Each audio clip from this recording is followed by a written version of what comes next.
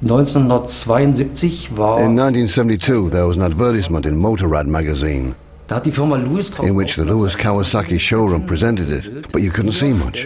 It was just like, here's the new Kawasaki. Und dann sind wir im September And then in September of 1972, we drove to the IFMA bike fair.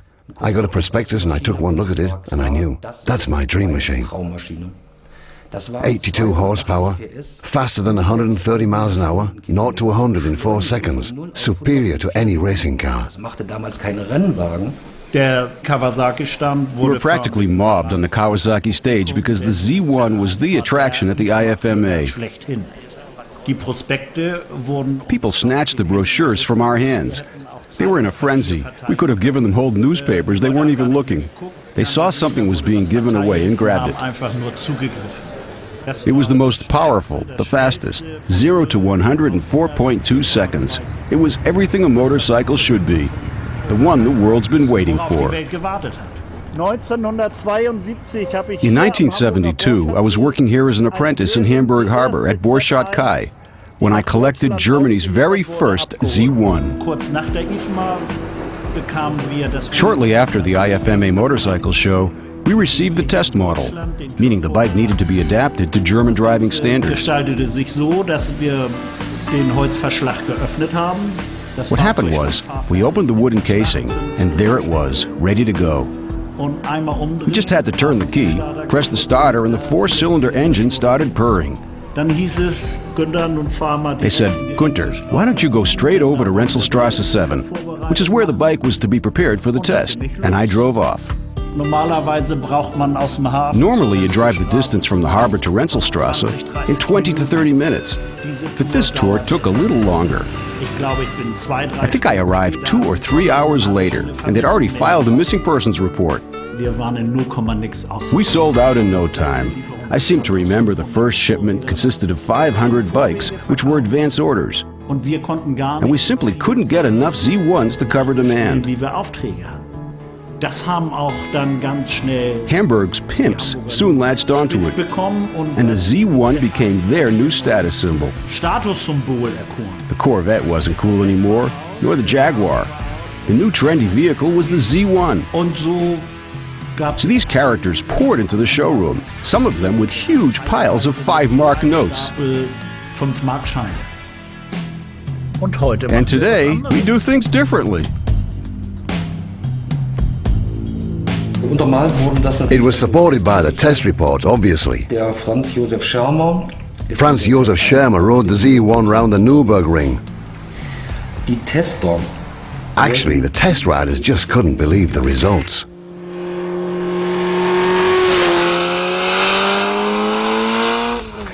Das ist ein Artikel in der Motorradzeitschrift. Here's a 30-year-old article in Motorrad Zeitschrift, Europe's top-selling magazine for motorcyclists. Und heute, 30 And today, 30 years later, I rode the exact same bike on the north slope of Nürburgring. ein wunderschönes A wonderful experience. war das stärkste, schnellste. The Kawasaki Z900 was the most powerful, the fastest, if not the heaviest bike, and it was earth-shattering. It had almost 80 horsepower, Und wir sind and we took it out on Nürburgring for the big test for Motorrad magazine. zum Test am Nürburgring. Haben kältere Kerzen reingeschaut, also sprich. We changed the plugs for colder ones. These are plugs designed to withstand greater heat, and it was all go.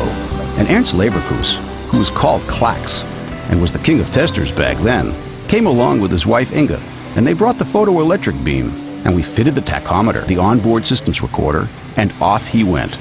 1 round Nürburgring, 2 rounds, evaluate the tachometer, another round and another, then increase the tire pressure. After 5 rounds, the tank was empty. We met up at the finish line, and Klax was euphoric. We had readings of 210, 218. The fastest was 227.58 kilometers per hour. He just couldn't believe it.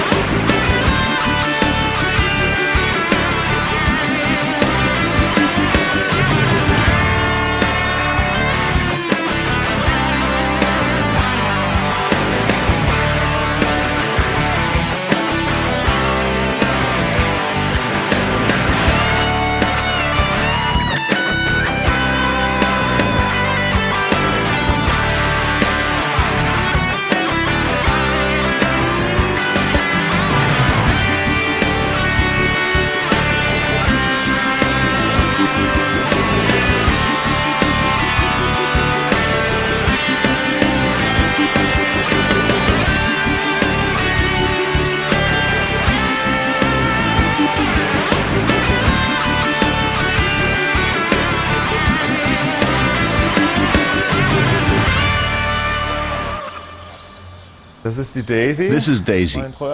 You may not believe it, but my faithful companion here is over 30 years old. To be more accurate, she was born in 1972. She's enjoying her retirement. It wasn't just Daisy who was born in 72, but also the Kawasaki Z1. Now here we have a real treasure. Vehicle identification number Z1F00167, born on the second day of production. Invaluable, of course. And she's waiting to be resurrected to shine again in new old splendor, like the Z1B next to it. Here we have a Z650B. It's special because it truly only has 1,200 kilometers on the dial and only one previous owner. Then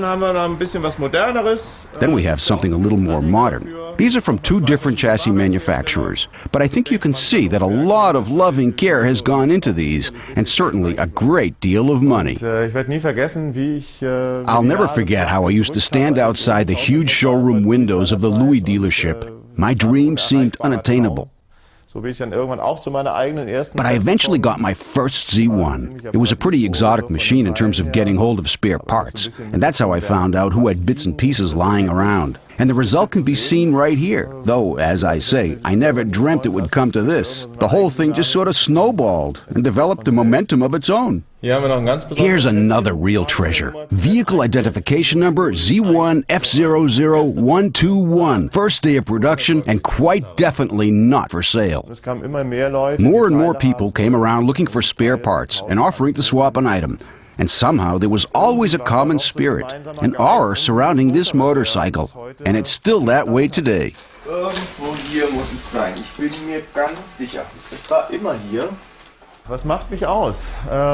What makes me tick? Maybe I'm still a bit of a freak. Unlike my competitors, I haven't really moved on.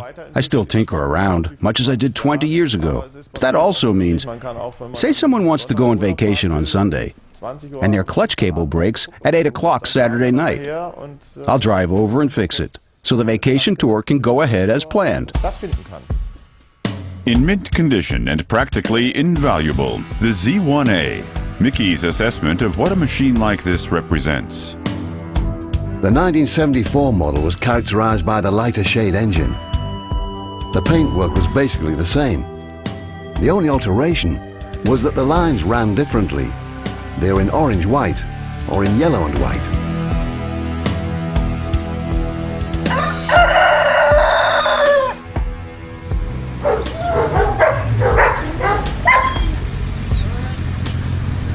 I think my mother always knew I'd, go my own way. But I did have occasional flare-ups with my dad. It's typical, isn't it? The oldest son's expected to take over and work on the farm in the Black Forest, not to meddle around with bike deals or some such lark. I bought a Z1000 and a Z1000 MK2 before I was drafted into the Army. I brought them home and left them. Nobody needed to know about it because Kawasaki had a terrible reputation those days. Everyone just wanted to ride the latest motorcycle. A Kawasaki Z1000 eats oil, the engine fails, but I didn't care. I thought it was simply amazing. I'd say my specialty is that I'm able to get a hold of a range of bikes. I'm flexible. Now, most people aren't that specialized on Zs. I mean, it's changed. A few years ago, there were certain dealers that only sold Z1s, Z900s, Z1000s, maybe the odd 1000R or J or Z650, but that was about it. I also have an Eddie Lawson racing bike, which was known as an S1. The aficionados can appreciate what kind of motorcycle that is. I'm not quite sure with that one, whether it's the original frame, but the rest of it, the chassis components, the motor and so forth, are genuine factory parts that were built into the machine back then. For me, Kawasaki was always the classic cult bike, but I must admit that I was adulterous once. For 6 months, I rode a Harley. I suppose it was one of those phases everybody goes through. At the same time, I was still riding the Z1 and MK2, and what happened was that the Harley sort of disappeared again.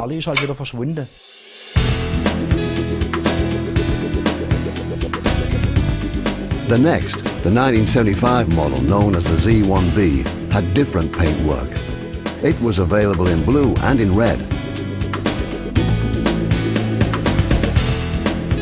At the same time, Kawasaki had developed a new chain with O-rings, so there was less wear. That enabled them to dispense with the oil pump and the oil tank, which was under the left side cover.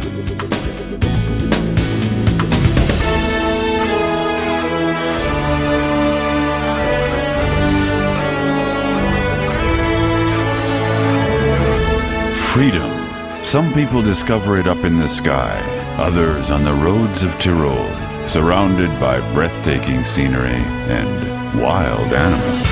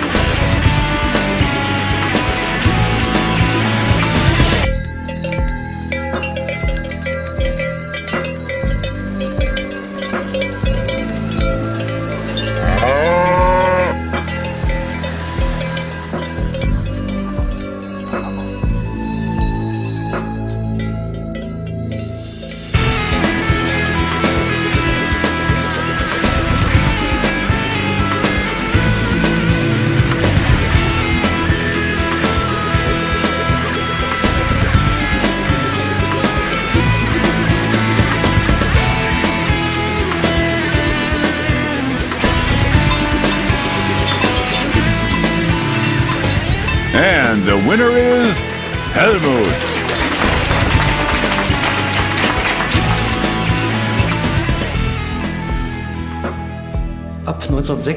From 1976 onwards, you had the new model, the Z900. Z900 The Z900 has a huge range of features its predecessor lacked, Unterschiede zum Vorgängermodell. starting with the twin disc brakes as standard feature on the front wheel, and the modified fork. The instruments were easier to read, so there was all that, and you could now also lock the cap on the petrol tank. The curved duck-end rear was made squarer, same as the tail light. The saddle got a new cover and was designed to be more comfortable. The appealing 4x4 layout was kept, as was the rear drum brake. The Z900 had a new frame with a 5mm increase in the thickness of the tubing.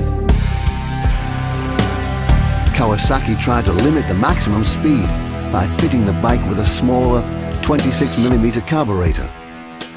That gave it smoother acceleration, but it also capped the top speed you used to be able to reach in the high rev region. Also, ich erzähle euch mal meine Geschichte.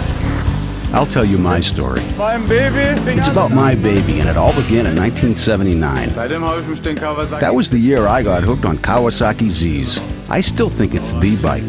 It looks fantastic, and that's exactly what I keep hearing from all the people who grew up with them. Anyway, it all started back then, when people said to me, "Henning, can you check the valves and chain on my bike? And there's a rattling noise in there somewhere." Da klappert. Dann hat man mal geschaut. So, I'd take a look. Of course I made blunders. You might call it the price of an education. Wenn ich heute zurück. When I think back on those humble beginnings 24 years ago already, Mittlerweile habe ich and now my partner Harry and I have this nice big workshop in Lincolnheim.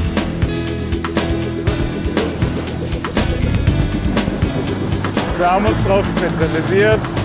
We set ourselves the task of imbuing new life into old Zs, Dabei, wenn möglich, preferably without having to worry about financial constraints. I'd say what we do is recreate genuine bikes, perfect in each and every detail. wiederbelebt.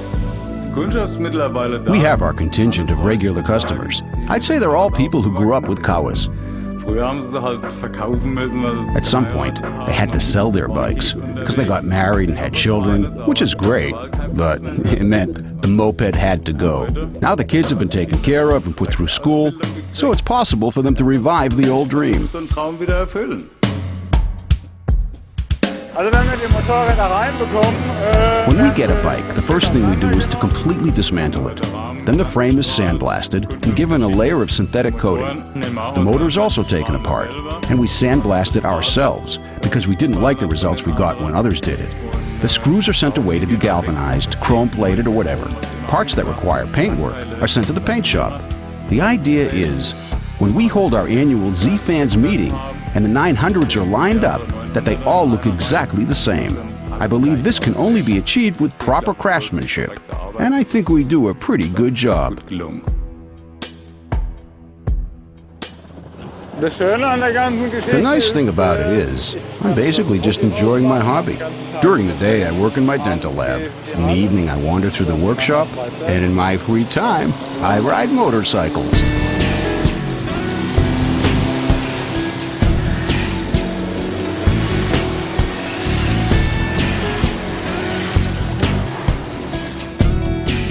As with hardly any other bike, design and color contribute to the Z1's cult status. And hardly anyone knows more about this than Heinz Löblein. Zum Z-KAWA-Virus kam ich durch einen I caught the Kauf Z-KAWA virus when I bought a Z650 and restored it after it had been demolished in an accident. hergerichtet und dann waren es im Endeffekt Over the years, I ended up owing 3 Z650s. gefahren habe und dann But I always wanted a Z1. nach der Z1, weil ich mit 15 Jahren Ever since I first saw one when I was 15. gesehen habe, als mein Bruder Back then, a colleague of my brother drove onto the yard to show off his bike. und mein Bruder die Z1 gezeigt When hat my und brother dann got on the habe ich back, gekauft, I jetzt thought, sind die losgefahren. wow, Und dann that's dachte a ich, dream of a ein bike. traumhaftes Motorrad. And the image just stayed in my mind. Geblieben. Und dann die Entscheidung jetzt. So I made a decision. I took some money and went to the veteran bike mark in Ulm to buy a Z1. That's what I did. Wie hat sie überhaupt ausgesehen? Was ist das Then I für ein asked myself Baujahr? Das ist what the bike used to look like. Literatur. What year was it manufactured? Welche Farbe hat sie überhaupt? I got a hold of the literature and found out about things like what the original color was. Diese Farben nachzumachen. Then in my spare time and during breaks, I'd try to mix the right color. Muster für Muster But for years it wasn't dann auf perfect. die Veteranenmärkte, I sprayed auf sample die after Teile sample, eingesammelt, and I die went to noch old-timer original fairs lackiert worden and bought waren parts und that dann still had the nachgeschaut, original was es paintwork on them. überhaupt gegeben hat, wie die Farben That's how I ausgesehen found out what was available on the market and what the originals look like. Arbeit und hunderte Musterspritzen. Painstakingly, after spraying hundreds of samples, I finally managed to get a finish that looked exactly like the original. I had to learn all about how they'd done the layering. But in the end, I got the hang of it. I do it more or less like the Japanese did, with a special 3-layer gloss coating.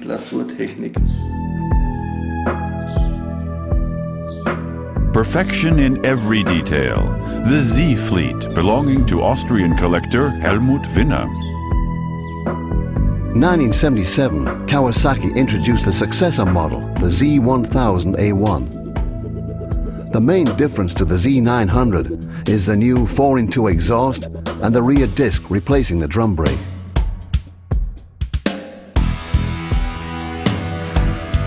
There are minor changes in the circuitry, the filter frame and so on. But on the whole, it's a very similar bike to the Z900. It was available in wine color with gold stripes and dark blue, also with gold stripes. Z1 passion is something fans seem to be born with. But the fanatical collector's obsession is what keeps the spirit of this once fastest road series motorcycle alive. Also ein Messi muss man schon sein, sonst... You have to be a bit of a fanatical collector. Otherwise, it just won't work.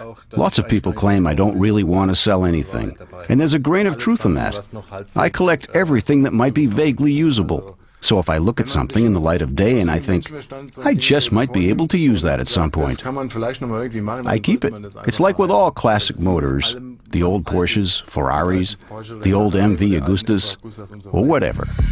Tuning is still very popular. Many try to improve performance using simple methods, often with surprising results. Their bike is more sluggish after they've tinkered with it than before. Viele Leute meinen, sie kaufen sich 1100. Many people think that if they buy an 1100cc bike and get whopping big carburetors and a 4-in-4 exhaust system, which in itself limits performance, they'll get 150 horsepower, but that's just not realistic. Something like that doesn't even give you 100 horsepower. Nichts mehr raus. Im Grunde verkaufen wir Basically, we sell our clients the fruits of our experience we've acquired over the years, especially with regard to the new warranty we give them. Despite the tuning, we give a reasonable warranty, but I must say we'll only do that if we've actually carried out all the tuning wenn ourselves. das wirklich komplett bei uns gemacht wird. Wir zum Beispiel haben For example, in the past we didn't pay that much heed to the exhaust. The most important thing was that it was noisy, but we came to realize that a decent exhaust will do more for you than any tuning measure combined with a cylinder kit. wir machen eigentlich alltagstaugliche. You could say that we make heavy-duty bikes with a little more performance, yet that won't cause problems in the short run. Die KAWA-Motoren sind ja von The Kawasaki motors were always popular machines for tuning because all the components are large capacity, except the cooling system. dimensioniert ist, außer der Kühlung. So if you're going to enhance the engine in any major way, you really have to keep a rigid eye on the cooling. Frisiert.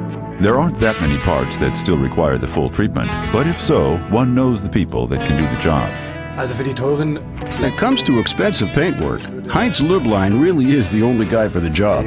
The authentic finish he achieves is far superior to anything anybody else can do, and he uses the same methods as Kawasaki. die bei Kawasaki auch It's the so-called Lasur method. sogenannte Heinz explained it to me once, but I guess I really didn't understand it. But the results he gets are phenomenal. In 1978, the second version of the Z1000 appeared. It was called Z1000A2, and there were only very minor changes, like the calipers were now situated behind the slider, and the master brake fluid cylinder was square rather than round.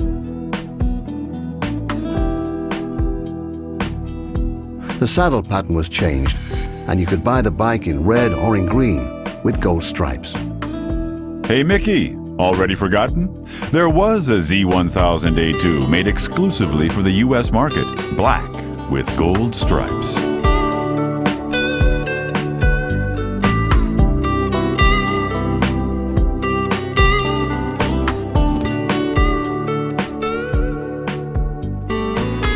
Wir befinden uns hier im Keller bei der Motorrad. Here we are in the cellar of the factory where the bikes are kept. Above me is the galvanizing plant, where I earn the money that I then invest in my collection down here. Für die Sammlung. Ja, und hier sieht man What you're seeing is just a sample, the better models. Modelle. Ja, und wo es enden wird, And where it will end, I just don't know. bin nach wie vor. As always, I'm on the lookout for new material. Ich war noch nicht mal I wasn't 18, even aber 18, 16 in fact, when I had my first So Z1. ging es dann los. And that's how it started. So I bought a variety of bikes, mainly crash vehicles and wrecks, and I restored them. Ja, und dann gab So I managed to get a hold of this and that. What you see here is the result of 25 years of collecting. When I started out, I soon hit upon the necessity of having to have parts treated, getting them a paint job and so forth. And in my search for someone who can galvanize, I ended up with this firm, which I can now call my own. ich mein eigenes. The value of a collection is in large part determined by the workmanship invested in the individual parts. When it comes to manual galvanizing, Wolfgang Rode is the expert. It's what definitely makes the difference. And you only get the right result if you go walking along the basins and apply the chemicals manually. A machine can't differentiate. It treats a bolt exactly the same way as a gas tank. And that's what it looks like when you're done. Handgarn war nicht möglich. Es ist nicht ganz billig, es ist ein Riesenaufwand. It's not cheap. It's a lot of work and takes up loads of time. And there are constantly new rules and regulations being issued concerning toxic waste disposal. Wieder Sondermüllentsorgung. For Wolfgang Rode, correct handling of chemicals is Großes Thema. A major issue. I was lucky because 2 years ago I set about building this new workshop. And before I did that, I found out what the authorities demanded in terms of safety, so I could adhere to their requirements. Vorkehrungen treffen muss, gell? Und I designed the workshop with these things in mind, the handling of the chemicals and so on. The building was designed specifically with the galvanizing process in mind, so there isn't a lot that can go wrong. Well, nothing really. viel passieren kann. Eigentlich gar nichts. 1974, they'd already started work on a new 1000cc engine, a completely new design. In part, they were inspired by looking at the preferences visitors at German racetracks displayed. They saw that their clients liked to customize their machines with 4-in-1 exhaust systems, the gator, special rims, additional side covers and so on. The racing bike look. So Kawasaki picked up on this and created the Z1R.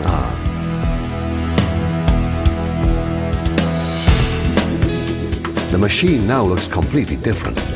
It's got the cast rim wheels. The front wheel is trimmed from 19 to 18 inches. The idea was to make the bike more manageable. The Gator and the 13 and 14 litre tanks are visually very appealing. The 4-in-1 exhaust, very sporty. Because the Z1R didn't do well here, Kawasaki Germany tried a version with a 4-in-4 exhaust, more like the old Z1. They sold the grand total of 11 machines with a 4-in-4 in Germany. There were pictures of it. There were advertising brochures for this model, known as Z1000S. But in reality, only 11 models were sold by the dealerships.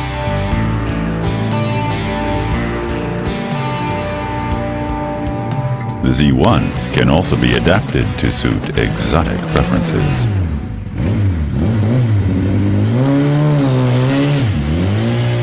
Das ist eine 78er Z1R. This is a 1978 Z1R TC. The TC stands for turbocharged. That year, a little less than 500 units were manufactured. The man who thought this up was Alan Mussig. In 1977, he was vice president of Kawasaki America. He left the company and had the bright idea of modifying the standard Z1R by fitting it with a turbocharger. But he could only do this by excluding a warranty, which is why it became a flop in 1978. Basically, they just took a standard Z1R and hooked it up to this turbo kit. They couldn't offer a warranty because the standard motor simply wasn't built to take it. You might be able to boost the pressure up to 0.5 bar, but as soon as you open the valve a bit more, the engine kind of disintegrates. I'm talking from experience. I still have a few twisted crankshafts and melted cylinders down in the cellar. It doesn't work. If you want the engine to stay in one piece, and I've managed it with this one, you have to know all the tricks, and it also costs a great deal of money. To increase performance, you have to boost the pressure. Here's a pressure valve you can regulate. When you manage to boost it, as I have with an increase of 2 bars, you get 221 horsepower on the rear wheel. I enjoy riding a bike like this. I think it's great when the engine vibrates and rumbles a little and when the chassis isn't perfect. The turbocharged engine runs beautifully, but the chassis is completely overtaxed, and the brakes as well. But that's what makes it thrilling.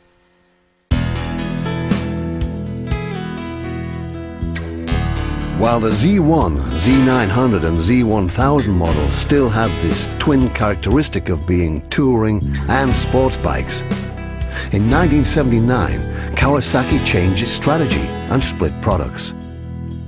On the one hand, they introduced the Z1000 MK2 chain-driven. It now had 95 horsepower. That was the sports machine.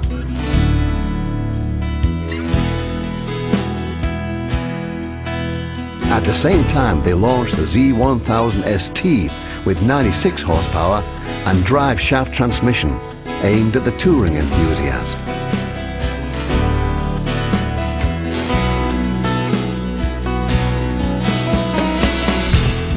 Between 1981 and 1983, the 1000 and 1100cc bikes were made. The most famous of which is the 1983 Z1000J and Z1000R. It got famous through the victories of Eddie Lawson in the United States and is a much cherished collector's bike and very widely known.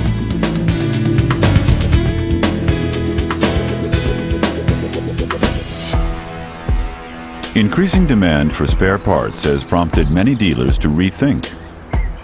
But there are different views on the subject. Nachdem wir bis Mitte 1995, 96. After selling motorcycles only until the mid-90s, we shifted the emphasis to selling spare parts. Nowadays, we specialize in importing and marketing accessories, which come mainly from Japan and aren't otherwise available here. Restoring old Z1s with new, non-original parts is a matter of controversy among the fan community. There are clearly those who refuse to restore a Kawasaki Z1 or a Z900 with replica parts. You can look at it any way you like, but the fact is, these parts are of very high quality, sometimes superior to the originals, or at least as good. As a rule, these are parts that are reproduced because the original is no longer available. It's a question you have to ask yourself. Do I go for a refurbished original of mediocre quality, or do I get new parts to do up my bike? On the other hand, there are enthusiasts who are keen on these motorbikes. We had this bike that we just completely rebuilt, based on the original. That is as good as new, high-quality workmanship, all new parts. The customer saw the finished product and said, "Super, absolutely great. What do you want for it?" And I said, "Well, after calculating the cost of the material, the parts alone will be more than 10,000 euros. And the guy spontaneously offered 15,000. I was surprised, but he knew the going rates.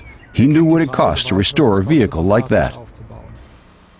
But getting the original parts for reassembling and restoring a Z1 is not the only challenge for Frank Bach. It's the little things that customers ask for again and again. Things that were in demand in Japan once and were produced there. Seat straps, for instance. Tool cases, the original cases made of artificial material, which are practically all worn through after 30 years. I open the saddle, and there's the tool case, just like in 1973.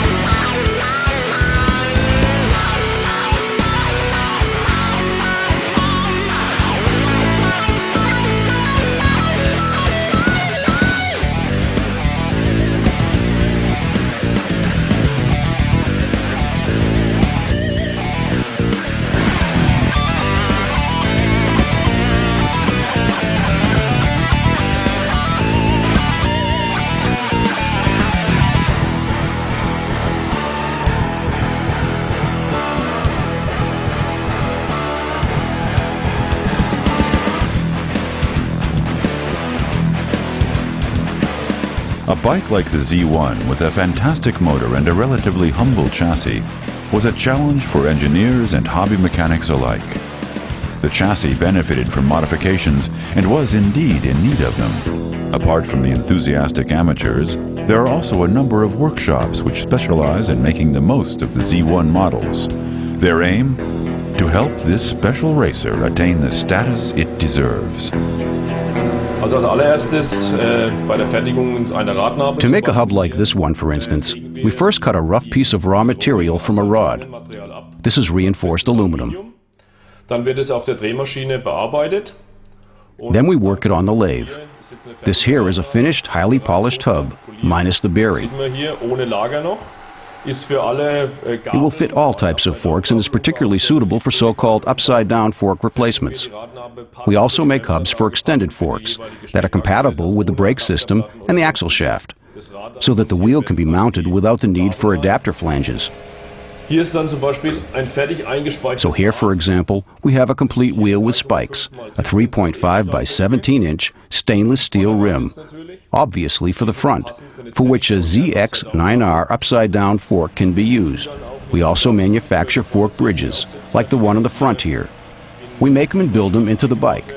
They're suitable for Z and GPZ models and will fit the corresponding tubular size. We also make exhaust systems, 4-in-2s and also 4-in-1s now, since there's hardly any variety in the shops these days. We do tuning, including turbocharged units, with digital injection technology. So we're not just adapting the carburetors, but doing stuff that's state-of-the-art on the racing circuit. All this we fit into the old Z models. After the job's completed, the Z's a completely street-worthy vehicle, and even suitable for the racing track. It handles like a modern bike. So neu im Programm haben wir jetzt auch noch außenliegende Zündanlagen und außenliegende Licht. A new service we offer. We fit external ignition systems and alternators, which are driven by a tooth belt like the one you see here. By virtue of the external drive, we're able to fit alternators that give superior currency feed. Apart from that, it's always an eye-catcher, especially when it's driven by an external unit.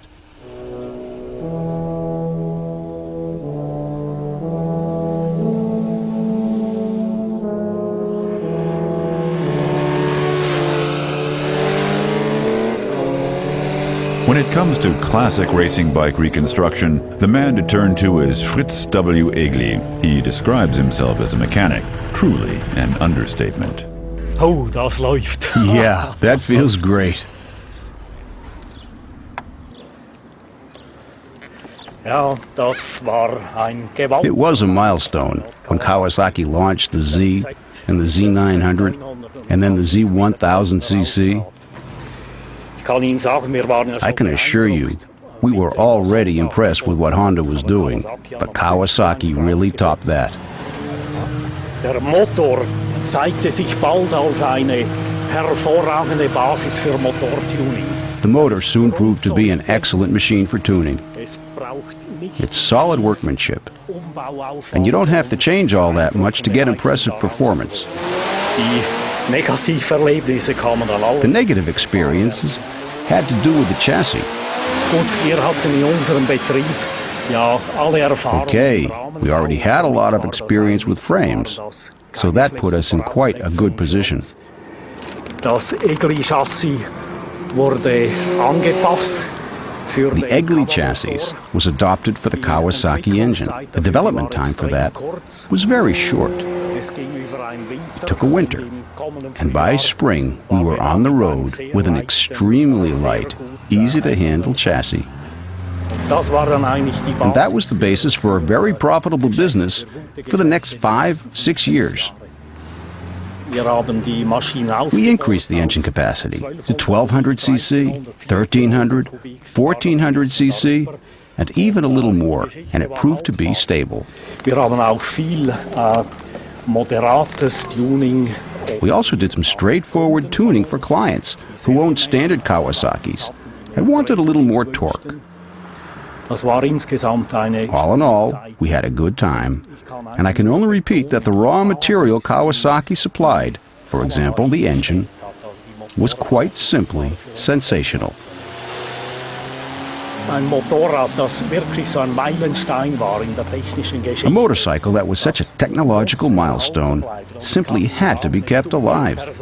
And I can tell you, I'm extremely sorry I didn't keep an original Z1, Z900, or Z1000 for myself.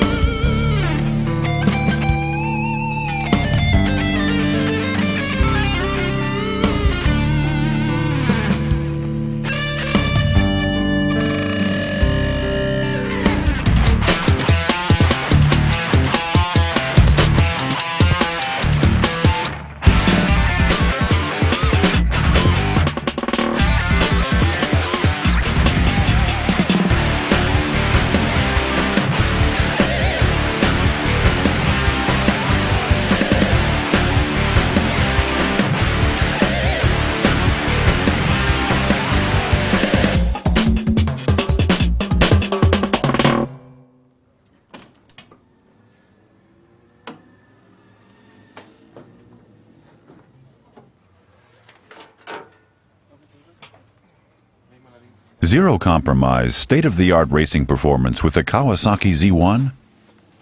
Thunderbike champion Michael Geiger and Roland Lenden have modified a Z1 with the aim of developing a modern competitive racing bike. But is it still a Z1? Okay, the overall construction is clearly a Z1. Starting at the front, we swapped the fork, exchanging it for a more stable one. We changed the steering gear, so it's nice and smooth. So you don't have distortion when braking. In other words, the entire front section remains stable. So you don't get this rebound tension. It's far more stable in sharp corners and when you're braking. And of course, we changed the geometry of the layout slightly to improve handling. The motor's basically the last GPZ 1100 Unitrack engine Kawasaki made. After that, they fitted relatively modern carburetors like this Mikuni TMR36, which are still being used today.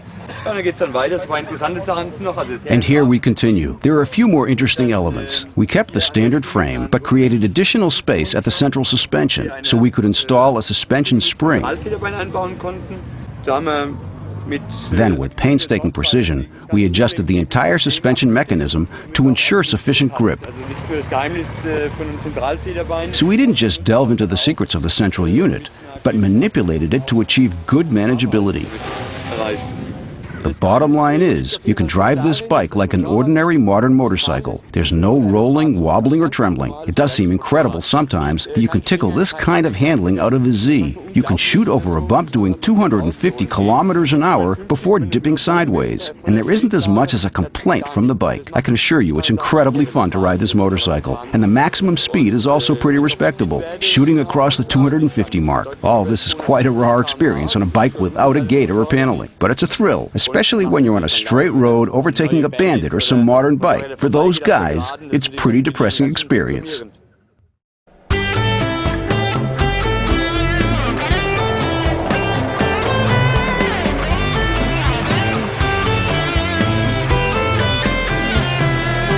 Over the years, the number of Z1 enthusiasts and collectors grew, while the number of well-maintained and restorable Z1s declined. As a result, some enthusiasts, including Detlef Lewis, approached Kawasaki, inquiring whether it would be possible to relaunch the original Kawasaki 900 Z1. The company did its Z-factor calculations. The result was that relaunching a new version of the old model would be more expensive than creating a brand new bike. This new model was launched in 1996, the Kawasaki Zephyr. Kawasaki put a great deal of design effort into crafting a visual link to the old Z1 predecessors. But technically, it's 25 years more advanced, hence superior. It comes in 3 versions, 550, 750 and 1100cc. The spirit of the Z1 lives on.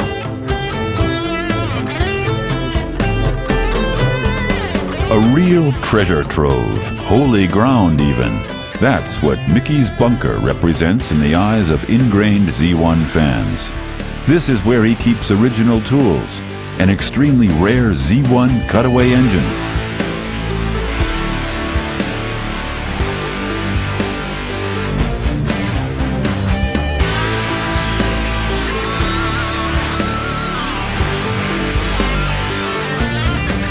This is where we ran into Michio Toyama, a Japanese importer who dreamt of his Z1 even as a kid, a dream of many the world over.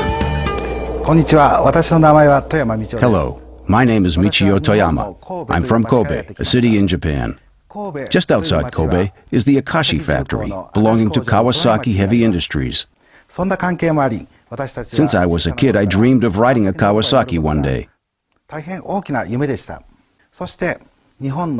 I think everyone in Japan has dreamt of riding a Kawasaki Z2. But many who proudly rode their Z2s had to face the dire fact that there was a big brother to contend with, the Kawasaki Z1.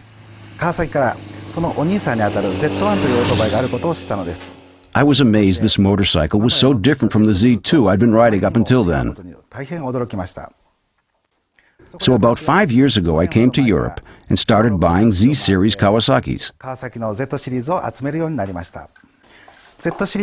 Collecting Zs is a business, first and foremost. But above all, I was fascinated by the European versions of Z motorcycles. My childhood ambition was always, when I grow up, I want to at some point ride a European cafe racer. いつも夢見ていました。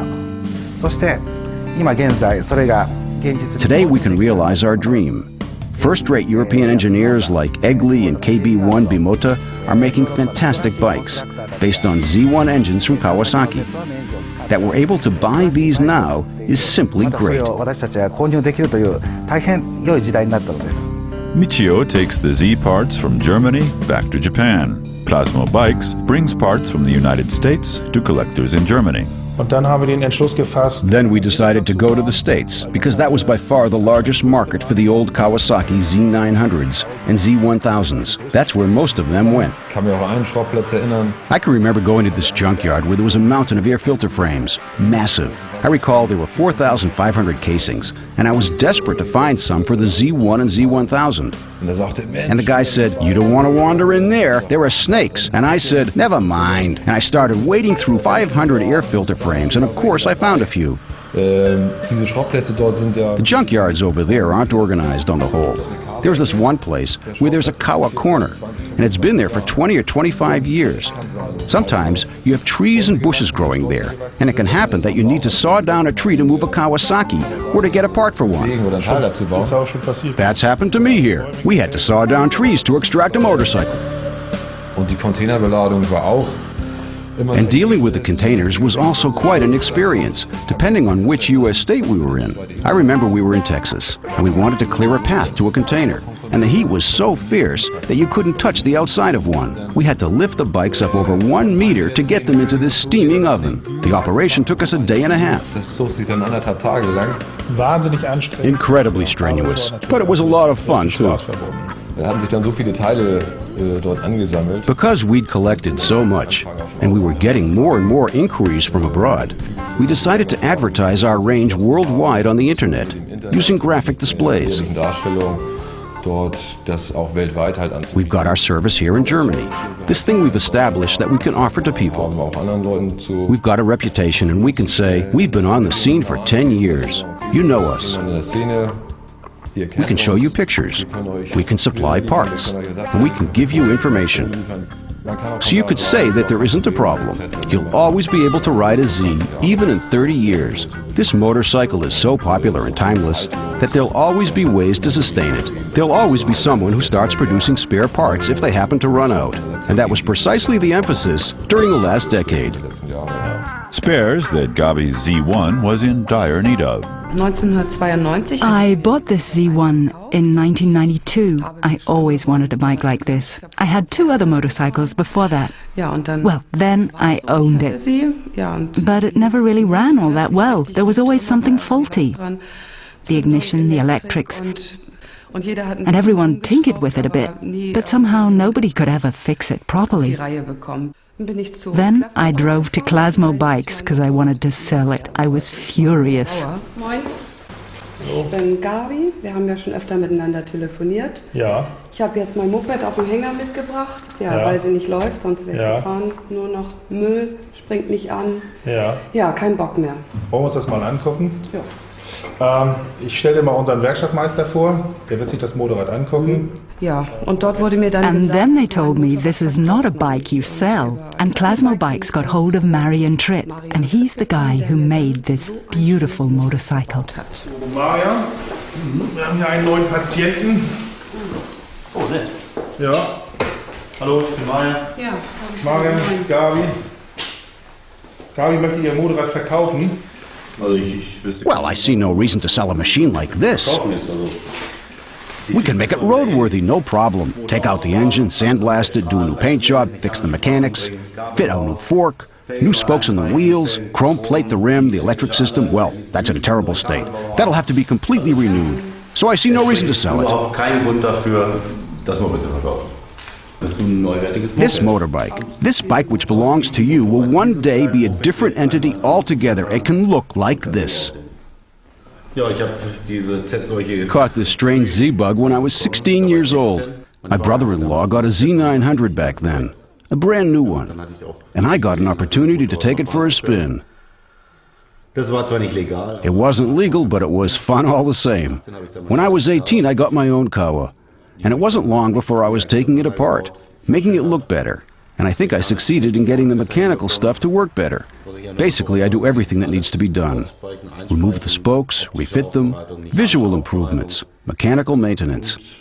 And as you can see, I like it when it shines, inside and out.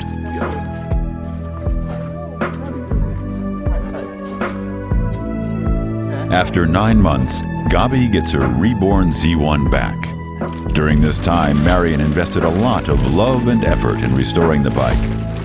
Like a phoenix from the ashes, the Kawasaki has been given a brand new lease on life. Gabi is overwhelmed. Traum. Ein Traum, Marian.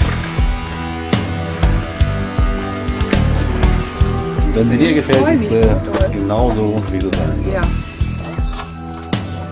She's itching to ride her reborn motorcycle and can barely wait for it to be rolled off the trailer.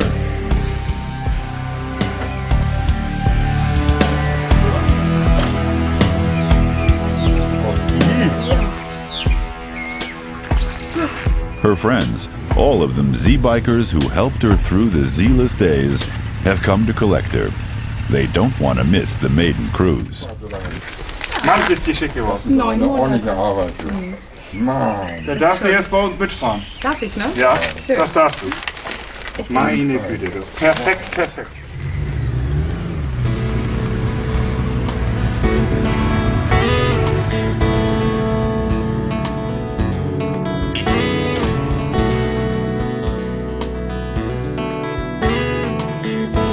The feeling of freedom, the wind in her hair, the power of the Z1. That's what Gabi missed.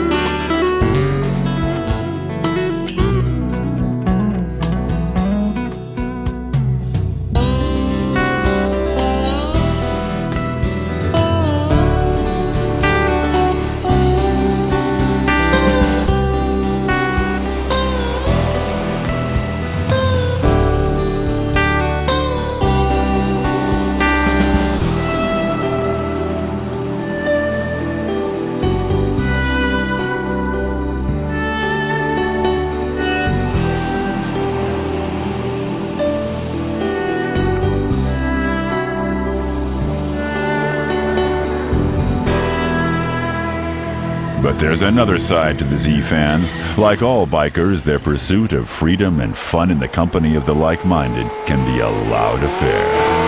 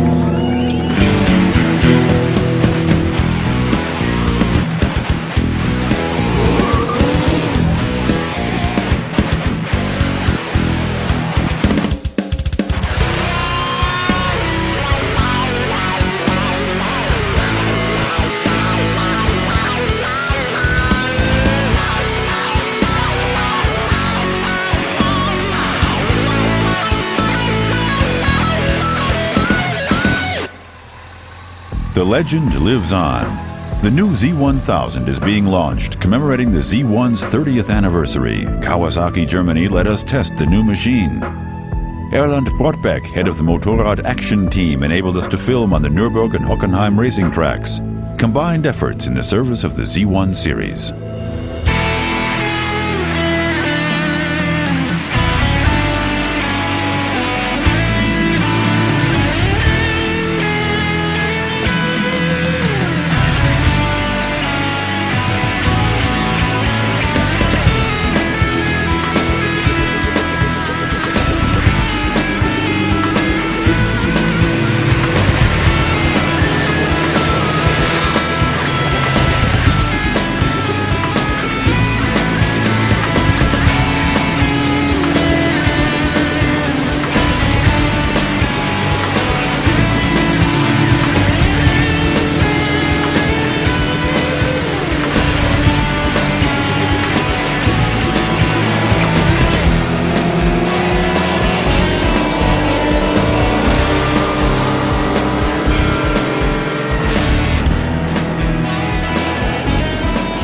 Different generations of bikes and riders. They're all different, and yet it's the same blood flowing through their veins. Young and wild.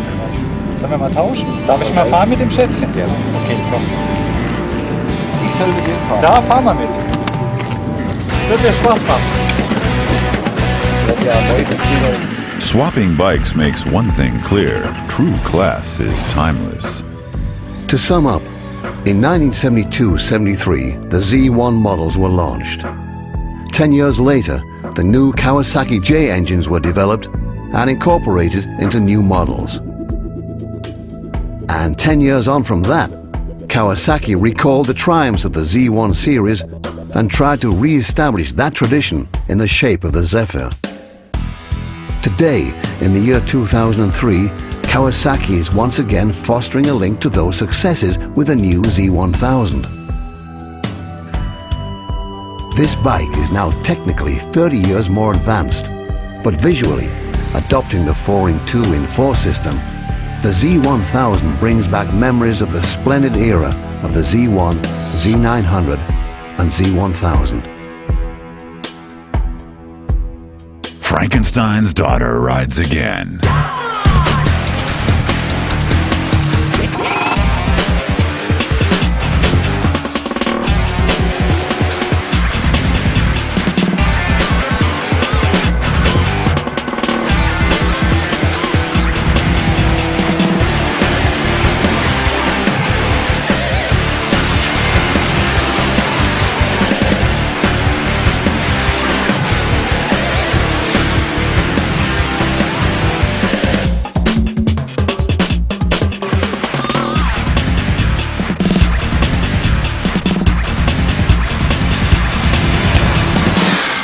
Mit der neuen Z1000 ist Kawasaki wieder mal... With the Z1000, Kawasaki has again succeeded in creating a truly exceptional bike, just as it did with the Z1. Those who still own an old Z1, Z900 or Z1000 can count themselves extremely lucky.